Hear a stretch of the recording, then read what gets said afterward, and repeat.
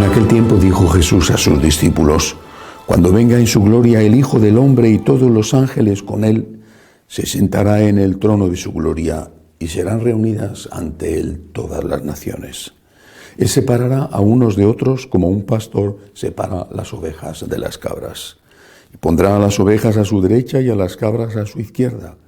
Entonces dirá el Rey a los de su derecha: venid vosotros, benditos de mi Padre, heredad el reino preparado para vosotros desde la creación del mundo. Porque tuve hambre y me disteis de comer, tuve sed y me disteis de beber, fui forastero y me hospedasteis, estuve desnudo y me vestisteis, enfermo y me visitasteis, en la cárcel y vinisteis a verme. Entonces los justos le contestarán: Señor, ¿cuándo te vimos con hambre y te alimentamos, o con sed y te dimos de beber? ¿Cuándo te vimos forastero y te hospedamos, o desnudo y te vestimos? ¿Cuándo te vimos enfermo o en la cárcel y fuimos a verte? Y el Rey les dirá: en verdad os digo que cada vez que lo hicisteis con uno de estos mis hermanos más pequeños, conmigo lo hicisteis. Entonces dirá a los de su izquierda: apartaos de mí, malditos, y al fuego eterno preparado para el diablo y sus ángeles.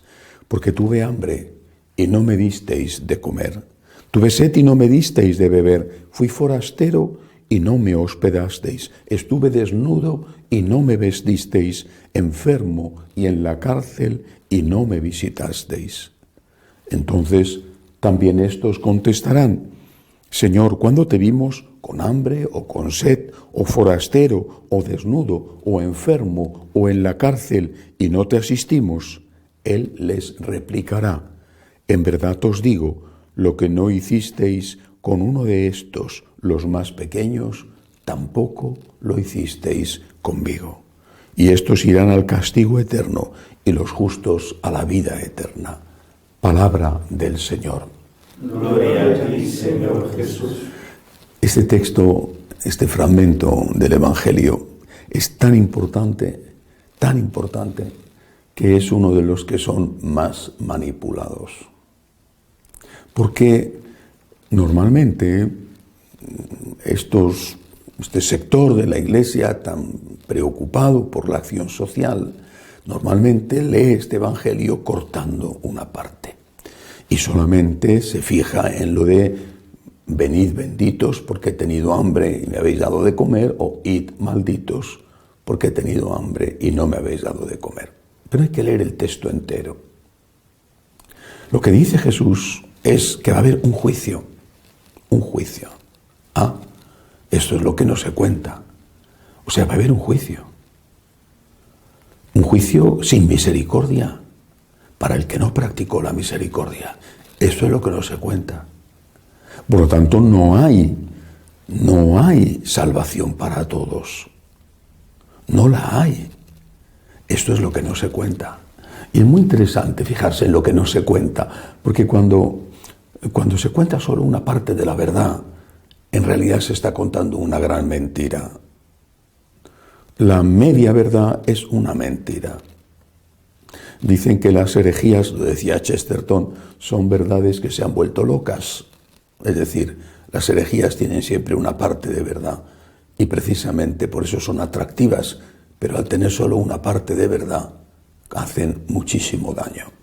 Hay una parte de verdad en lo que se nos dice: no podemos ir al cielo si no ayudamos a la gente que está sufriendo. Esto es verdad, lo dice nuestro Señor, lo ha dicho la Iglesia siempre. Ahí están la inmensa cantidad de fundadores de congregaciones religiosas que han puesto su vida y la de aquellos que les han seguido al servicio de los necesitados. Sin caridad no hay cielo. Pero eso significa, y esa es la otra parte de la verdad que no se dice, eso significa que hay juicio y que no hay la salvación eterna para todos, no por deseo del Señor. ¿Qué diríamos de un profesor, un buen profesor, que no quiere suspender a ningún alumno y que les dijera antes del examen: mirad muchachos, Estas son las preguntas que voy a preguntar. Os voy a hacer estas preguntas. Os las doy antes del examen. Os las doy mucho tiempo antes del examen. Podéis prepararlas y ya está. Así vais a aprobar todos. Yo no quiero suspender a nadie. Entonces os digo las preguntas del examen y las digo con tiempo para que os estudiéis y preparéis bien las respuestas. Incluso si hace falta yo os ayudo a buscar las respuestas. Diríamos que es un profesor sumamente complaciente, ¿verdad? Pues eso es lo que hizo Jesucristo. Nuestro Señor no quiere condenar a nadie. Y como un buen profesor, un profesor extraordinariamente indulgente, nos dice las preguntas del examen. Mira, va a haber juicio. Que no te engañen, por favor, que no te engañen. Y no te dejes engañar, porque también es verdad que algunos se dejan engañar y no hace falta que les presionen mucho al engaño. Que no te engañen cuando te dicen que la salvación es para todos, hagas lo que hagas. Eso no es verdad. Hay juicio y hay vida eterna. Que no te engañen cuando te dicen que tu vida no tiene nada que ver con lo que ocurra después de tu muerte. No es cierto. Hay vida eterna. Hay juicio previo a la vida eterna. Pero el Señor no quiere que te condenes. Y entonces te dice las preguntas que te va a hacer en el momento en que te mueras. He tenido hambre. Esta va a ser la pregunta. He estado solo. He estado en la cárcel. He estado enfermo. He llorado. He sufrido. A ver, dime, ¿qué has hecho? Es posible que nadie, salvo la Santísima Virgen, pueda presentarse ante el trono de Dios diciendo jamás, jamás, jamás he ofendido a nadie, jamás he dejado de hacer el bien. Bueno, la Santísima Virgen sí, la Inmaculada, pero el resto seguramente cuando estemos ante el trono de Dios tendremos muchísima vergüenza por algunas cosas. Bueno, se levantarán contra nosotros los testigos de la acusación, pero también se levantarán los testigos de la defensa y dirán, me dio de comer, estuvo a mi lado, fue compasivo, me perdonó, tuvo misericordia de mí. Y hay que esperar que los testigos de la defensa ganen a los testigos de la acusación, sobre todo si estamos arrepentidos del mal que hemos hecho.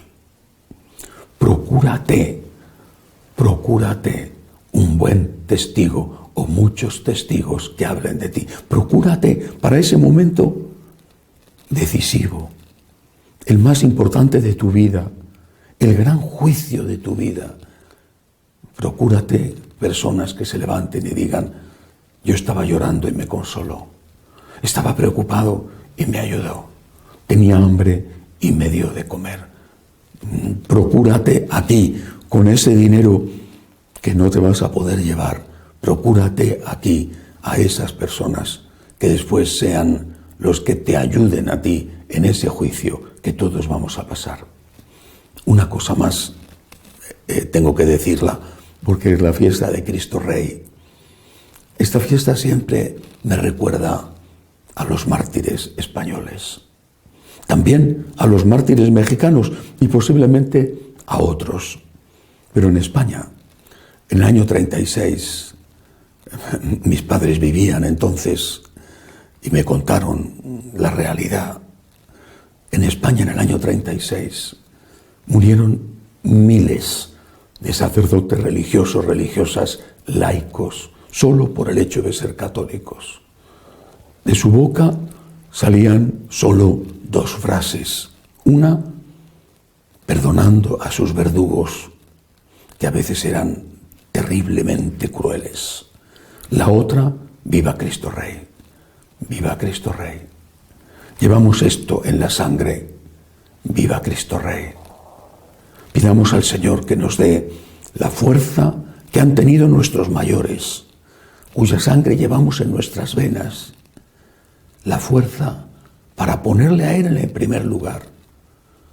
Tendrás unas simpatías políticas, pero ten cuidado. Cristo es tu Rey. No adores a otros señores de la guerra, del crimen, del asesinato. que intentan suplantar al Cristo Rey, Señor de la paz, de la misericordia y del amor. No pongas tu corazón, no pongas tu voto, no pongas tu dinero para apoyar a esos señores del crimen. Decir viva Cristo Rey como a nuestros mayores puede ser que nos suponga persecución, deshonor, incluso la muerte, pero nos supondrá también la vida. La lección de los mártires es que lo perdieron todo para ganarlo todo, para ganar lo que de verdad importa, que no se nos olvide nunca, la vida eterna. Y la ganamos, nos la regala Dios con nuestras obras de caridad. Tenía hambre y me has dado de comer, y con nuestra confesión de la realeza de Cristo por encima de cualquier otra cosa o de cualquier otra persona. Que así sea.